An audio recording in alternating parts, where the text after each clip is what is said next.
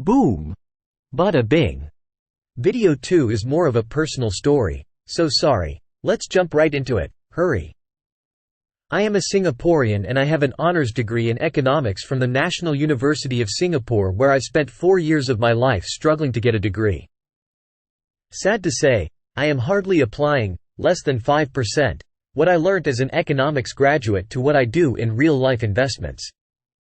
In fact, I still vividly recall what my first boss, an American who was one of the top physical commodity traders, bluntly told me when I was young, idealistic and proud of my 4 years in university. The sooner you realize what you learnt in university is nothing but theory and of little practical value, the earlier you become useful to me. My reaction to him was, "Huh? What are you talking about?"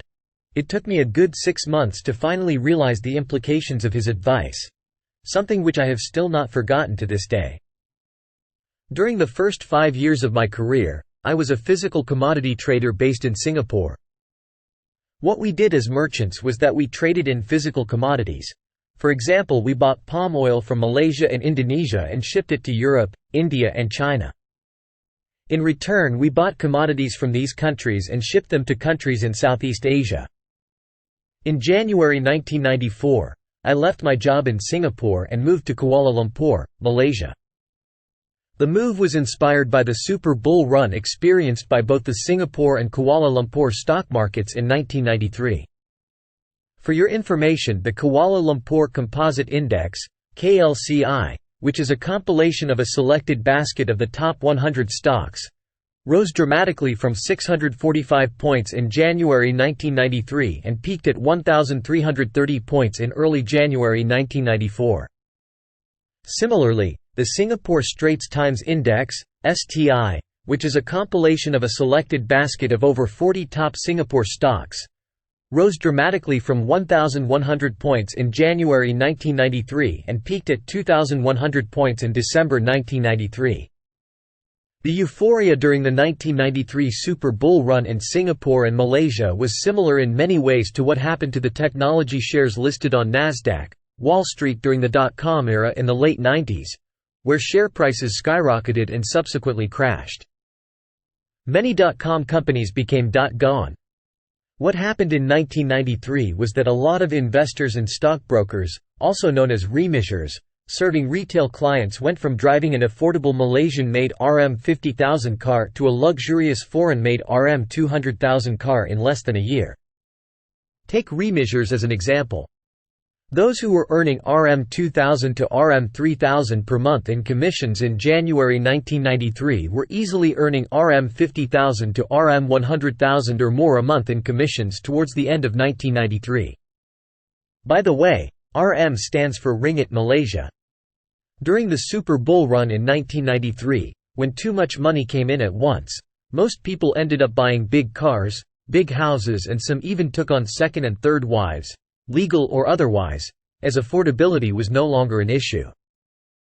In early January 1994, the market crashed from its peak at 1,330 points to around 1,000 points in just a few weeks.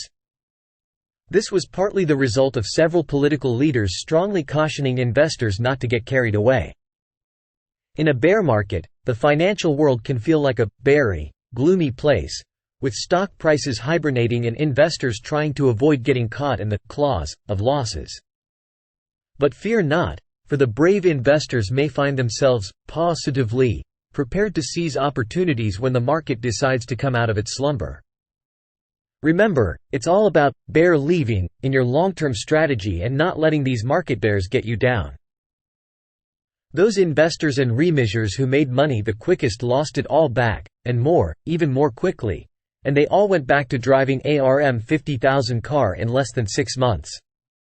Fortunately or unfortunately, their second and third wives stayed back. I saw all these happening with my own eyes, and it was not a pleasant sight at all. In life, if you want to become a millionaire in your pockets, you first need to become a millionaire in your mind. Then when money comes, it will remain with you, and not the other way around. Whether you like it or not, this is the way to go from ARM 50,000 car to ARM 200,000 car. It should be from ARM 50,000 car to ARM 100,000 car, then Rm 150,000 car, and so on. In life, unexpected financial disasters do happen every now and then. If you are unfortunate to be caught in one, you don't have to drop all the way from Rm 200,000 back to Rm 50,000 car. All you might need to do is to downgrade to either Rm 150,000 or Rm 100,000 car. A little of my family background: I learnt a lot from my father, who has been in the stockbroking business in Singapore since 1963. Some things were learnt the easy way, but a lot were actually learnt through the very hard way. When you are young, idealistic, and think you know everything, this happens. An elderly person, in my case, my father, stressing hard advice to you: go in one ear and out the other. Listen to your elders' advice. Not because they are always right, but because they have more experiences of being wrong. Let me share with you a real-life example. In 1996, the Kuala Lumpur stock market, KLSE, was having a major second-board bull run. These were the years when second-board stocks like Repco Berhad and Wah Thai Industries Berhad, a biscuit manufacturer, went from trading in a single digit, less than Rm 10, to triple digits, more than Rm 100, in less than 2 years. Similar things happened to a feed miller company, Sin Heng Chand Berhad, with a steep climb. During this period, almost all second-board stocks were trading above Rm 10. During this period, my father called me many times, almost once a fortnight. He would caution me to totally stop or slow down trading second-board stocks. He had never seen something as artificial as this in his entire trading career. He strongly recommended me to look at stocks like Sime Darby, Guthrie, Maybank, etc., stocks which people of his generation like to invest in. Whenever I put the phone down, I used to tell myself that my father was getting old and outdated. He did not know what he was talking about.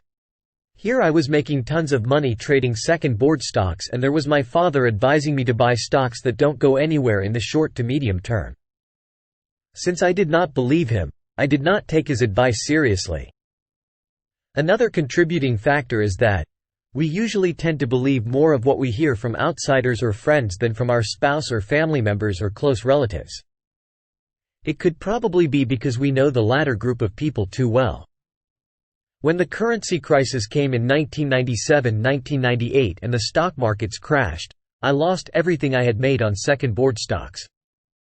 One fine day, while I was reflecting, I recollected what my father was trying to tell me all the while. What he was telling me was the truth, based on his 30-plus years' experience in the stock market. It was just that at that point of time, I was not mentally ready to accept what he was trying to tell me. So I did not take him seriously or put his advice to good use. Again, listen to your elders' advice. Not because they are always right, but because they have more experiences of being wrong. Similarly, some of the ideas and investment concepts that I am sharing with you may seem controversial, or you may totally disagree with me. This is only natural, as you may not be mentally ready to accept these ideas, like what happened to me in 1996. Hence, please keep an open mind. My wife was the key reason I decided to move to Kuala Lumpur. The woman I married in 1992 happened to be a Malaysian and in the stockbroking business, just like my father. She has been extremely supportive of everything I do. We are able to accomplish our financial goals and move forward fast in life as we can work together as a team. Hands-on my financial background. I am a practitioner with over 20 years of real-life investment experience in both bullish and bearish, as in costly, markets. I teach not theories, but practical, applicable, and actually works in real life. Besides Malaysians, I have people from Singapore, Indonesia, Japan, Denmark, France and Ireland who learned from me. Basically what I teach is generic and applicable in any country you are in. In a nutshell, I have the credentials and investment experience, having gone through so many market ups and downs. Besides my own extensive personal investing know-how, I also have the unique advantage of having other people's experiences, as both my father and wife are in the stockbroking business. So I see you in video 3. Peace.